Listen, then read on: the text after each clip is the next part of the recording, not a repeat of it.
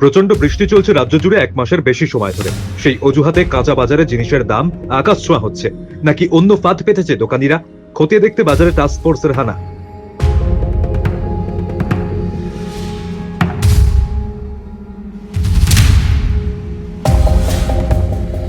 বাজারে যাতে নিয়ম মেনে সঠিক দামে সঠিক জিনিস বিক্রি হয় তা খতিয়ে দেখতে দক্ষিণ কলকাতার একাধিক বাজারে সোমবার হানা দিল রাজ্য সরকারের বিশেষ টাস্ক ফোর্স।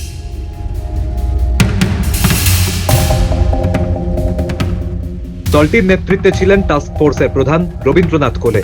সকাল থেকে গড়িয়াহাট, ঢাকুরিয়া, হাজরা, যাদবপুর সহ একাধিক বাজারে টাস্ক ফোর্সের আধিকারিকদের উপস্থিতি লক্ষ্য করা যায়। দোকান থেকে দোকানে গিয়ে পণ্যের গুণমান পরীক্ষা করেন তারা, মিলিয়ে দেখা হয় দাম ও পরিমাণ। দাম জিজ্ঞেস করলো কোনটা কি দাম, আমি যেটা অরিজিনাল ইলিশের দাম ডায়মন্ড হাবড়ার মাছ 400 গ্রাম সাইজ 1000 টাকা, আর 1 কিলো 200-300 সাইজ 2500 টাকা কিলো, 2250 টাকা পাইকারি। ওরা কি দাম টাম শুনে কি সন্তুষ্ট? হ্যাঁ, উনি বললো যে এইটাই অরিজিনাল দাম ইলিশ মাছের। আর পাশে জিজ্ঞেস করলো বোম্বে ইলিশের দাম, সে বুঝতে পেরেছে, বলে এগুলো বোম্বে ইলিশ, এগুলোর দাম বলে চলে গেল। ক্রেতাদের অভিযোগ, কোথাও কোথাও মাছ মাংসের ওজন নিয়েও অসঙ্গতি রয়েছে। সবজির দাম অনেকটাই বেড়েছে। খাদ্যদ্রব্যের মান যাচাইয়ের পাশাপাশি বিক্রেতারা পণ্য ন্যায্য দামে বিক্রি করছেন কিনা সব দিকই খতিয়ে দেখেন তারা।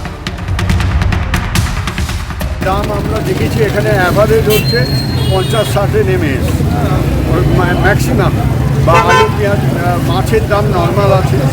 আর এমনি বাজারে জেনারেল অ্যাজ এ হোল সব বাজারেই দাম ঠিকঠাকই আছে। সবজিটাই বেড়েছিল, মাছ, মুরগি, মাংস এগুলো ঠিকই আছে। সেইটা নিয়ে চালের দামও ঠিক আছে, সব কিছুই ঠিক আছে। মমতাজি যেভাবে বলছেন সেভাবেই আমরা ফলো আপ করছি। অতএব আমার মনে হয় না দাম আর বাড়বার সম্ভাবনা কিছু আছে। যা বারবার বেড়ে গেছে, মানুষের অতিরিক্ত দাম বেড়েছে, তার কারণ হচ্ছে যে সাপ্লাই কমে গেছে, গাছ নষ্ট হয়ে গেছে, বাইরে হাট থেকে যে মালগুলো আসে হোলসেল হাট থেকে সেগুলো আসা কমে গেছে, তারপর পেট্রোলের দাম বৃদ্ধি, এই নানা কারণে এটা।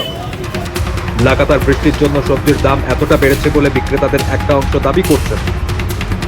রেট তো আস্তে আস্তে নামছে, বৃষ্টি বাদলে বাজারে কিছু আমদানি কমে গেছিল, আবার নামছে। কি জিজ্ঞেস করলেন? জিজ্ঞেস করছে পটল 50 টাকা কিলো, শসা 50 টাকা, টমেটো 60 টাকা, বেগুন 60 টাকা, উচ্ছে 60 টাকা, উচ্ছে 60 টাকা। টাস্ক ফোর্সের এমন পরিদর্শন আগামী দিনেও চলবে। ক্রেতাদের ঠকানো চলবে না। বাজারে পণ্য সরবরাহে কোনো ঘাটতি রয়েছে কিনা, কোথাও কৃত্রিম সংকট তৈরি করা হয়েছে কিনা তাও খতিয়ে দেখা হয়েছে টাস্ক ফোর্সের পক্ষ থেকে।